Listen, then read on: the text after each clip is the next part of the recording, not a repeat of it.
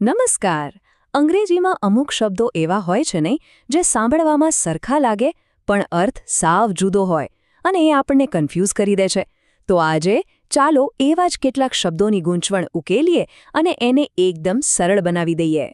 જો એલ્ડર કે older, historic કે હિસ્ટોરિકલ, આ બધા શબ્દો આપણને ઘણીવાર વિચારમાં મૂકી દે છે, પણ જરાય ચિંતા ના કરતા આપણે સાથે મળીને આ બધી ગૂંચવણ દૂર કરીશું. ઓકે, આપણે આ શબ્દોમાં ઊંડા ઉતરીએ એ પહેલાં એક નાનકડી વાત યાદ કરી લઈએ. એડજેક્ટિવ એટલે કે વિશેષણ બહુ સિમ્પલ છે. એ એવો શબ્દ છે જે કોઈ નામ એટલે કે વ્યક્તિ, વસ્તુ કે જગ્યા વિશે કંઈક વધારે જણાવે છે, જેમ કે સારી છોકરી કે અંગ્રેજી શિક્ષક. તો સૌથી પહેલાં આપણે એવા શબ્દોની વાત કરીએ જે સમય, ઉંમર અને ક્રમ સાથે જોડાયેલા છે. તો ચાલો શરૂઆત કરીએ લેટર અને લેટરથી. જો સ્પેલિંગમાં ખાલી એક ટીનો જ ફરક છે, પણ અર્થમાં તો આસમાન જમીનનો. આ ડબલ ટી પર ખાસ ધ્યાન આપજો. જ્યારે આપણે કહીએ છીએ I will call you letter, એનો સીધો મતલબ છે કે હું પછી એટલે કે ભવિષ્યમાં કોઈ સમયે ફોન કરીશ. તો લેટર એટલે સમયના સંદર્ભમાં પછી. અને હવે લેટર. આ શબ્દ ત્યારે વપરાય જ્યારે આપણે બે વસ્તુઓમાંથી બીજી વસ્તુની વાત કરતા હોઈએ. જેમ કે આ વાક્યમાં ચા અને કોફીમાંથી મને બીજું વધારે પસંદ છે. તો અહીં બીજું એટલે કે લેટર કોફી માટે વપરાયું છે. સિમ્પલ. ઓકે, હવે બીજો એક કન્ફ્યુઝિંગ જોડી એલ્ડર અને ઓલ્ડર. આમાં એકદમ પાક્કો નિયમ યાદ રાખવાનો છે. એલ્ડર શબ્દ ફક્ત અને ફક્ત લોહીના સંબંધવાળા એટલે કે પરિવારના સભ્યો માટે જ વપરાય છે. દાખલા તરીકે, મારી મોટી બહેન કોલેજમાં છે. અહીં સગી બહેન છે એટલે એલ્ડરનો ઉપયોગ થયો છે. પણ જ્યારે આપણે કોઈ વસ્તુની વાત કરીએ અથવા કોઈ એવી વ્યક્તિ જે પરિવારની નથી, ત્યારે હંમેશા ઓલ્ડર જ વાપરવાનું. જેમ કે મારી ઘડિયાળ તેની ઘડિયાળ કરતાં જૂની છે. અહીં ઘડિયાળ વસ્તુ છે એટલે ઓલ્ડર આવ્યું. ચાલો હવે આપણે આગળ વધીએ અને જથ્થો બતાવતા શબ્દો પર આવીએ. આમાં પણ ઘણા લોકોને તકલીફ પડતી હોય છે, એટલે કે હાઉ મચ અને હાઉ મેની વાળી વાત. આમાં એક મૂળભૂત નિયમ છે જે બધું સરળ કરી દેશે. જે વસ્તુઓ ગણી ન શકાય, જેમ કે પૈસા, આશા કે સમય, એના માટે લિટલની ફેમિલી વાપરવાની. અને જે વસ્તુઓ ગણી શકાય, જેમ કે મિત્રો, પુસ્તકો, વિચારો, એના માટે ફ્યુની ફેમિલી. તો લિટલ ફેમિલીમાં 3 સ્ટેપ છે અને ત્રણેયનો અર્થ અલગ છે. પહેલું, ખાલી લિટલ એટલે નહીવત, લગભગ કંઈ નહીં, જે એક નેગેટિવ ભાવ બતાવે છે. પછી છે અ લિટલ, જેનો મતલબ છે થોડુંક, જે પોઝિટિવ છે. અને છેલ્લે ધ લિટલ એટલે જેટલું પણ થોડું છે એ બધું જ.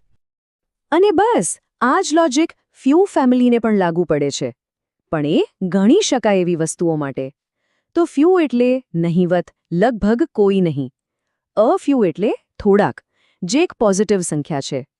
અને ધ ફ્યુ એટલે જેટલા પણ ઓછા છે એ બધા જ. એકદમ સરખું, બસ વસ્તુઓ અલગ. સારું, ચાલો હવે આપણે અમુક એવા શબ્દો જોઈએ જે અમૂર્ત વિચારો એટલે કે એબ્સ્ટ્રેક્ટ આઈડિયાઝ માટે વપરાય છે. અહીં સાચો શબ્દ વાપરવો ખૂબ જ જરૂરી છે. જુઓ, હિસ્ટોરિક અને હિસ્ટોરિકલ. આ બંને શબ્દો ભૂતકાળ સાથે જોડાયેલા છે, પણ એમાં મોટો ફરક છે.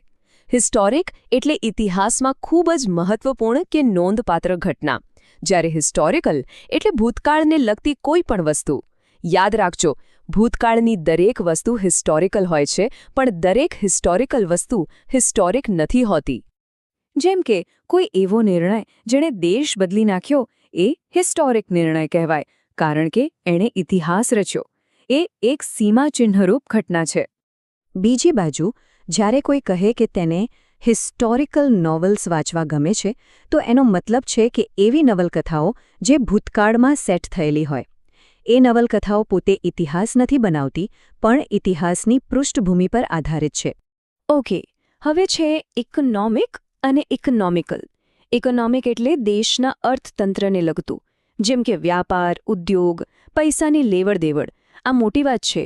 જ્યારે ઇકોનોમિકલ એટલે કરકસર્યું, જે પૈસા કે સાધનોનો બગાડ ન કરતું હોય.